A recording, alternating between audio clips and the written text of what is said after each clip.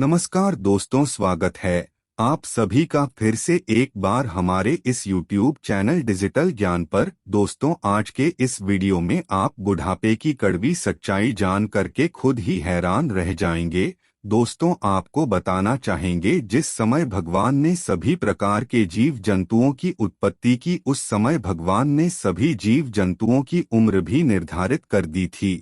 सभी जीव जंतुओं को 40 से 40 उम्र की अवधि दी गई थी। उसके बाद सभी प्राणी धरती लोक पर आकर अपनी उम्र के मुताबिक अपने जीवन में सुख और दुख भोगने लगे। अपने कर्म के अनुसार धीरे धीरे वह पुण्यात्मा और पाप आत्मा बन गए। धीरे धीरे समय गुजरता गया और एक दिन मनुष्य ने सोचा कि ब्रह्मा देव ने हमारे साथ अच्छा नहीं किया। मनुष्य अपने मन में सोचने लगा कि इतनी कम उम्र देकर इतनी बड़ी जिम्मेदारी हमें दे दी गई है।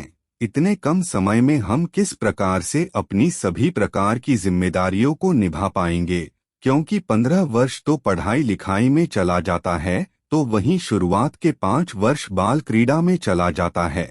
इसके अलावा 20 वर्ष की आयु ऐसे ही व्यक्ति की निकल जाती है।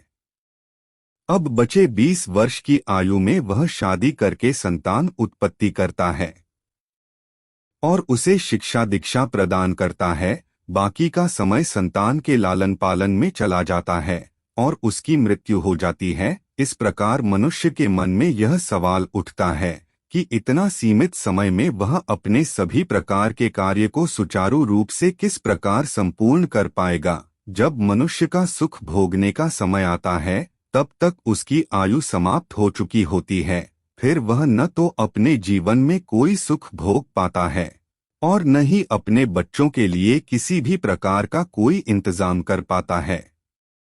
ऐसे में मनुष्य जीवन का क्या लाभ हुआ, जो अपनी संतान के सुख दुख को भी नहीं देख सकता।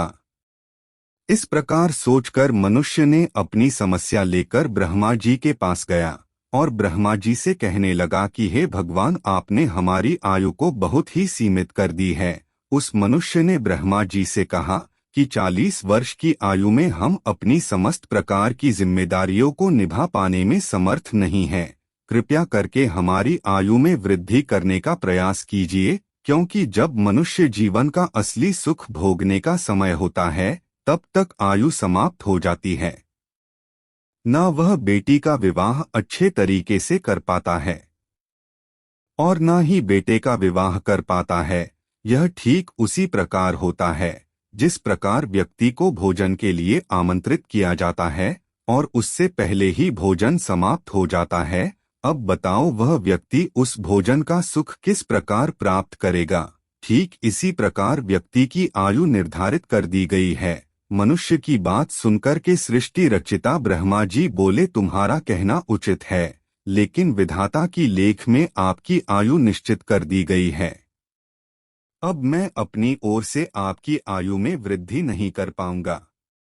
लेकिन एक तरीका है, यदि पृथ्वी लोक का कोई भी प्राणी अपनी आयु में से कुछ आयु तुम्हें दे दे, तो तुम्हारी आयु बढ़ सकती है। यह सुनकर वह मनुष्य विचार करने लगा कि इस दुनिया में ऐसा कौन प्राणी होगा जो अपनी उम्र में से आधी उम्र उसे दे देगा, क्योंकि जिस प्रकार से वह अपनी उम्र की वृद्धि करना चाहता है, ठीक इसी प्रकार से जितने भी प्राणी धरती लोक में रहते हैं, वह भी अपनी उम्र की वृद्धि कराना चाहते होंगे। इस प्रकार सोचते हुए वह मनुष्य निराश होकर पृथ्वी लोक की ओर लौटता है। तभी उसे रास्ते में एक घास चरता हुआ गधा मिलता है। वह गधा उस मनुष्य के उदास चेहरे को देखकर कहता है कि है भाई, तुम इतना ज्यादा चिंतित क्यों हो? या तुम्हारे किसी प्रिय की मृत्यु हो गई है, या फिर तुम्हारा धन किसी ने चोरी कर लिया है? तब वह मनुष्य कहने लगा कि नहीं भाई, मैं तो अपनी आयु को लेकर के चिंतित हूँ। इस संबंध में मैं ब्रह्मा जी के पास गया था कि वह मेरी आयु 40 वर्ष से बढ़ाकर ज्यादा कर दें, क्योंकि 40 वर्ष की आयु मनुष्यों के लिए पर्याप्त नहीं हो पाता। इतनी कम उम्र में सभी प्रकार की जिम्मेदारियों को निभा पाना संभव नहीं है।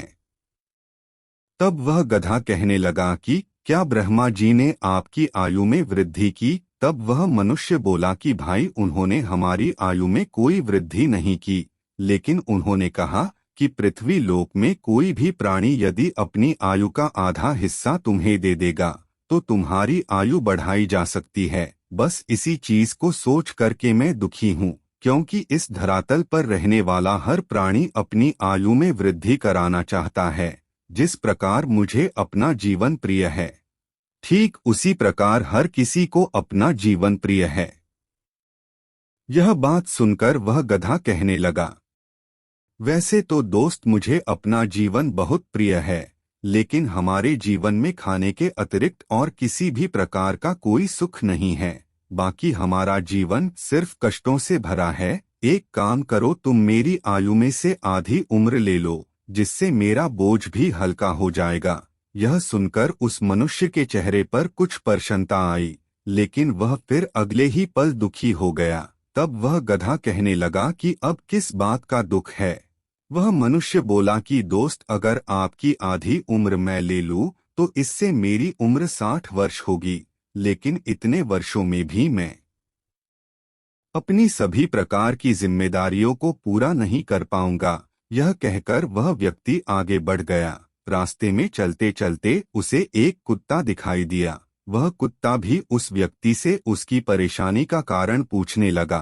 तब वह व्यक्ति कहा कि हमारी आयु बहुत कम है, जिसकी वजह से मैं परेशान हूँ। फिर उस कुत्ते ने कहा कि तुम अपनी कम उम्र को लेकर परेशान हो, जबकि मैं अपनी अधिक उम्र को लेकर के हताश हूँ, क्योंकि एक तो हमें तिर्यक योनि में जन्म प्राप्त हुआ है, हजारों प्रकार के दुख हमारे साथ बंध गए हैं। सर्दी गर्मी बरसात सभी मौसम में सिर्फ इधर से उधर घूमना ही पड़ता है। कभी भोजन का संकट पड़ जाता है तो कभी कुछ, और चारों तरफ से सिर्फ डांट फटकार ही खानी पड़ती है। भोजन भी कोई ढंग का प्राप्त नहीं होता। पेट भरने के लिए कभी कभी तो हड्डियों को भी चूसना पड़ता है। मैथुन का सुख भी अच्छे से प्राप्त नहीं होता और दिन रात सिर्फ भौंकते रहते हैं। और हमारी बिरादरी में कभी भी समझौता नहीं होता। जहां अपने ही अपने को काटने को दौड़े, वहां पर किस प्रकार का सुख कोई प्राप्त कर सकता है। हमारी जीवन में सुख कहां से आएगा? जब हमारा कोई जाति भाई बंधुओं में काट लेता है तो हमें जीते जी करना पड़ता है। उस असहनीय कष्ट को लेकर चारों तरफ भागने लगते हैं। लोग हमें देखते ही डंडा लेकर हमें भगाने का प्रयास तो करते हैं, पर कोई हमारा उपचार करने के बारे में नहीं सोचता। ऐसे नर्क भरे जीवन से तो अच्छा है कि हमारा जीवन थोड़े समय का हो जाए, तो हमारे कष्टों का समय बहुत कुछ कम हो जाएगा।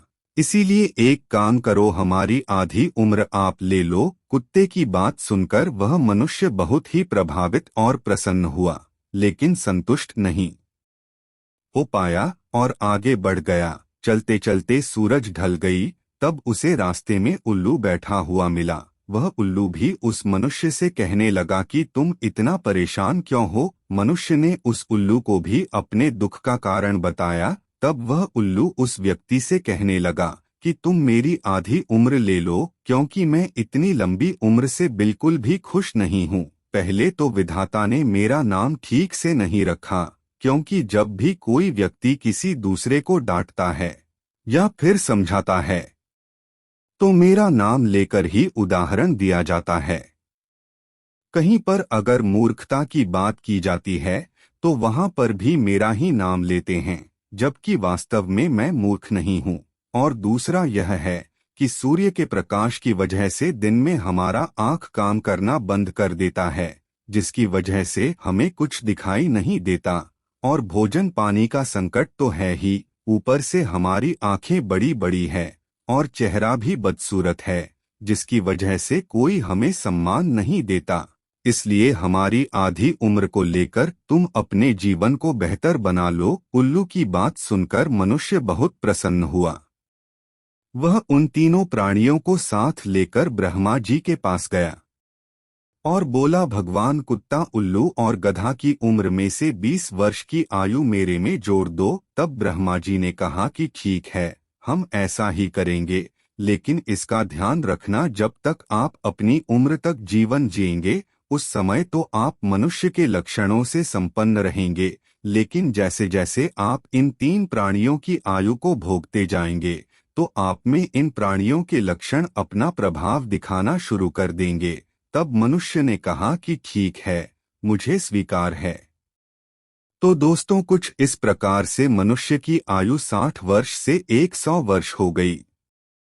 मनुष्य खुशी खुशी अपने घर को लौट आया और कर्म करके अपना जीवन आनंद पूर्वक व्यतीत करने लगा। 20 वर्ष तक तो उसे शिक्षा दीक्षा प्राप्त करने में लग गई। उसके पश्चात वह विवाह करके गृहस्थ जीवन का आनंद उठाता रहा। जब उसके बच्चे किशोर हो गए तब 20 से 60 वर्ष की आयु तक पहुंच गया। वह पारिवारिक जिम्मेदारियों का बोझ 60 वर्ष की आयु तक ढोता रहा। पारिवारिक जिम्मेदारियों के लिए वह 60 वर्ष तक इधर से उधर भागता रहा और जब पारिवारिक जिम्मेदारियां धीरे धीरे करके खत्म हो गई, अब कुत्ते की आयु शुरू हो गई। 60 पहुंचने के बाद बुद्धि कम होने लगी, शरीर की शक्ति क्षीण होने लगी और इच्छाएं भी अपना विस्तार पकड़ने लगी। खुद से तो कुछ होता नहीं है, इसलिए वहीं से ही कुछ ना कुछ बकता रहता है। कभी गुस्सा दिखाना तो कभी गाली देना। बहू बेटे भी रोजाना की उनकी बकबक से परेशान हो गए। कभी कभी गुस्से में भी भला बुरा कहते रहते थे। यह सुनकर उनके घर के बहू बेटी भी कहने लगते हैं, इतनी उम्र हो गई है लेकिन चुप नहीं बैठा जाता, हर समय भौंकते रहते हैं। दोस्तों, अब वह भी आयु पूरी हो गई। 80 पर पहुंचते ही वाणी में भी शक्ति नहीं रही, शरीर शिथिल हो गया, आंखों की रोशनी भी मंद पड़ गई। उस उम्र पर जाकर मनुष्य पूरी तरह पराधीन हो जाता है। किसी ने लाकर दे दिया तो खा लिया, किसी ने कपड़े बदल दिए तो नहा लिया, नहीं तो बैठे बैठे मुंह देख रहे हैं। परिवार का जब कोई सदस्य उन्हें पूछने तक नहीं आता तब उन्हें एहसास होता है कि वास्तव में मैं मूर्ख हूँ जो इन सब के लिए मैं बोझ ढोता रहा और सब कुछ मेरा होते हुए भी आज मेरा कुछ नहीं रहा। बच्चे क्या जवान भी मुझे पागल समझते रहे।